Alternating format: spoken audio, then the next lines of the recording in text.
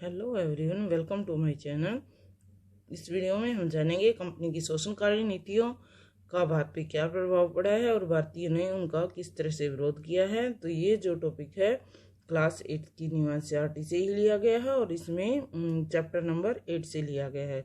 Chapter number कौन सा है? 8, जिससे रिलेटेड एक वीडियो में पहले डाल चुकी हूँ। तो इसमें हम रिमेनिंग क्वेश्चंस करेंगे, जैसे कि भारत में आने के बाद अंग्रेजों ने किस तरह की नीतियां बनाई हैं, तो उस नीतियों से भारत पे क्या असर हुआ है। जैसे कि हर चीज़ की कोई भी व्यवस्था अपनाई जाती है तो उसके दो इफेक्ट होते हैं, नेगेटिव भी और पॉजिटिव भी। इसी तरह से कंपनी की जो नीतियां हैं जो उन्होंने भारत में लागू की हैं, चाहे वो अपने साम्राज्यिक हितों के लिए की हो या अपने लाभ के लिए, तो उसका भारत की अर्थव्यवस्था पर, भारत के लोगों पे क्या प्रभाव पड़ा है, तो ये सब इस वीडियो में हम जानेंगे। स्टार्ट करते हैं आज की वीडियो। जैसे कि फर्स्ट क्वेश्चन आपको शो ही हो रहा है, तो इसमें मैंने ये लिखा है, कंपनी की शोषणकारी नीतियों का भारत पे क्या प्रभाव हुआ।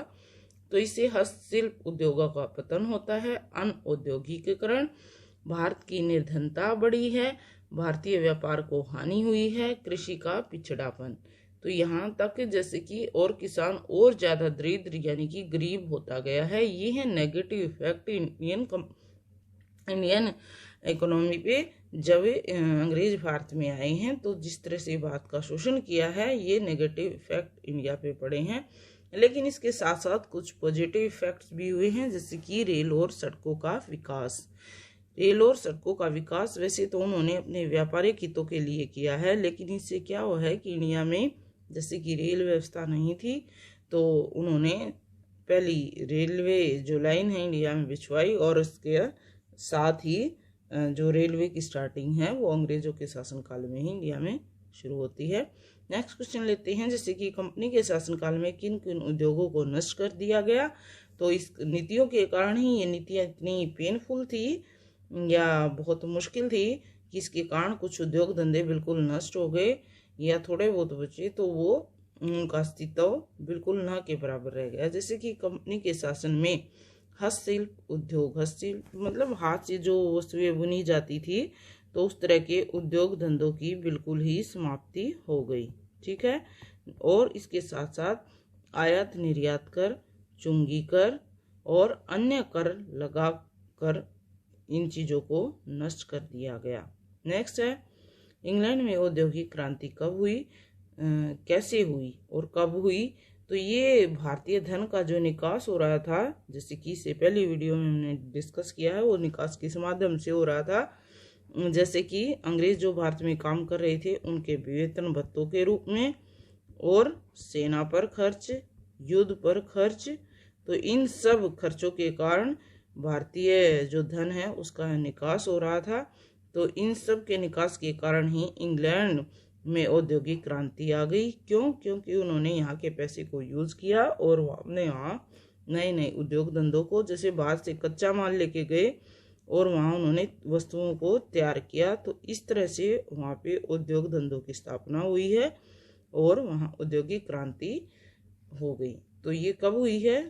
1688 में, 1688 ईस्वी में।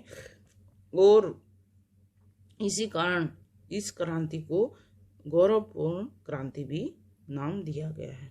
नेक्स्ट लेते हैं, भारत में डलहौजी द्वारा शुरू की गई रेल व्यवस्था का क्या उद्देश्य था।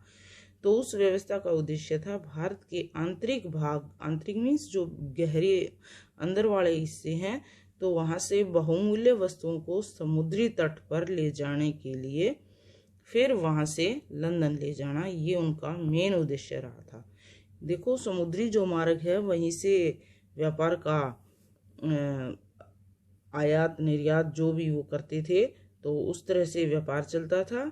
तो उस समुद्री मार्ग या समुद्री तट तक वस्तुएं ले जानी जरूरी होती थी, और इसका उद्देश्य क्या था? रेल व्यवस्था का विकास किया उन्होंने और अपनी चीज़ों को यहाँ से ले गए, अपने व्यापार को बढ़ाया। भारत में रेल और सड़कों का निर्माण ब्रिटिश राज में क्यों कराया गया? तो अंग्रेजों ने अपनी औपनिवेशिक, आर्थिक व प्रशासनिक जरूरत को पूरा करने के लिए ही रेल और सड़कों का निर्माण कराया है। जो औपनिवेशिक काल था, तो उन्होंने उपनिवेश स्थापित किया था इंडिया में, तो उसी वजह से इस लिए रेल और सड़कों के निर्माण में उन्होंने योगदान दिया है। नेक्स्ट है, दिल्ली से कलकत्ता तक शेरशाह सूरी मार्ग का क्या नाम रखा गया? तो इसका नाम रखा गया ग्रैंड ट्रंक रोड। नेक्स्ट है, किस देशी संघर्ष ने अंग्रेजी शासन की जड़ें हिला दी? तो देशी संघर्ष मतलब देशी जनता ने जो किया है, तो वो कौन सा ऐसा देशी संघर्ष था जिसने अंग्रेजी शासन की जड़ें हिला दी? तो ये है 1857 ईस्वी का स्वतंत्रता संग्राम। भारत के किस हिस्से में किसानों ने अंग्रेजी सरकार के विरोध किए हैं? तो कौन से हिस्से हैं जहाँ पे किसान भी अंग्रेजों से विद्रोह पे उतर आए हैं? तो ये है बंगाल में सन्यासी विद्रोह, बहुत ही प्रसिद्ध रहा है। नेक्स्ट लेते हैं रंगपुर विद्रोह, फिर उड़ीसा में गंजम विद्रोह, हरियाणा में जाटों का विद्रोह। ठीक है, गुजरात का कोली जो एक समुदाय है उन्होंने भी विद्रोह किया है, और महाराष्ट्र का रोमेंसो विद्रोह, मैसूर के पागलपंथी समुदाय है तो उन्होंने भी विद्रोह किया है। नेक्स्ट लेते हैं, छोटा नागपुर के संताली ने कब और किसके नेतृत्व में विद्रोह किया है? तो इन्होंने 1855-56 ईस्वी के बीच में विद्रोह किया है, और उनके नेता रहे हैं जैसे कि सिद्धू और कानू। कौन रहे हैं नेता? सिद्धू और कानू। तो इनके नेतृत्व में इन्होंने अंग्रेजों के विरुद्ध विद्रोह किया है। कंपनी ने बंगाल में कच्चे रेशम की पैदावार को कब बढ़ावा दिया? क्यों बढ़ावा दिया था? जैसे कि 1769 ईस्वी में, लेकिन सिल्क से तैयार माल पर प्रतिबंध लगा दिया। सिर्फ कच्चे रेशम की पैदावार पे ही क्यों बढ़ाया? क्योंकि इससे कंपनी को ज़्यादा लाभ होगा। तो यहाँ से कच्चा रेशम ले जाते थे और वहाँ पे तैयार माल करके भारत में लाते थे, तो इसलिए उन्होंने क्या किया कि इस पे तो प्रतिबंध लगा दिया जो तैयार माल था।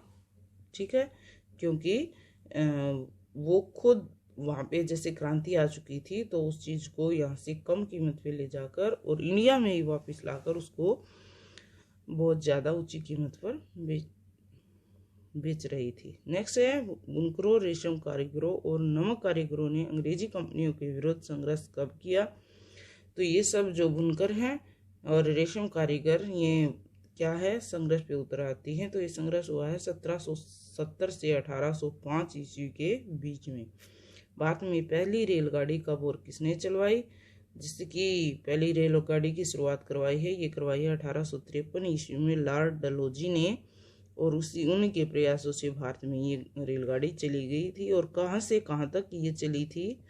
मुंबई से, जिससे कि नेक्स्ट क्वेश्चन यही है, मुंबई से थाने के बीच में ये रेलगाड़ी चलाई गई थी। नेक्स्ट क्वेश्चन लेते हैं, चेरों ने अंग्रेजी शासन के खिलाफ, चेर जाति थी तो उन्होंने किया है 1800 ईस्वी में संघर्ष अंग्रेजों के खिलाफ। बगड़ी का नायक विद्रोह, तो इसने 1806 से 1816 के बीच में विद्रोह किया। वो किस कारण हुए हैं ये विद्रोह? क्योंकि अंग्रेजों की जो नीतियां हैं, जैसे राजस्व संबंधी नीतियां या जैसे कि आयात निर्यात संबंधी नीतियां हैं, तो इससे जो किसान, जमींदार, बुनकर, ये सभी विद्रोह पे उतर आए थे, तो ये इनकी नीतियों से सहमत नहीं थे। नेक्स्ट है, कंपनी ने कितने वर्षों तक भारत में अपनी सर्वोच्चता स्थापित की है? तो इन्होंने लगभग 100 वर्षों तक अपनी सर्वोच्चता को साबित किया है। ये वर्ष हैं 1757 से 1856 के बीच में, क्योंकि 1857 में तो जो क्रांति हुई है, तो उसके बाद जो अंग्रेज हैं, अंग्रेजी शासन, वो थोड़ा सा कमज़ोर पड़ता गया, क्योंकि वो बहुत ही ज़्यादा बड़े पैमाने पर ये क्रांति इंडिया में हुई थी। तो ये सब हैं इस चैप्टर से related question. If you like my video, please share and subscribe my channel. Thanks for watching the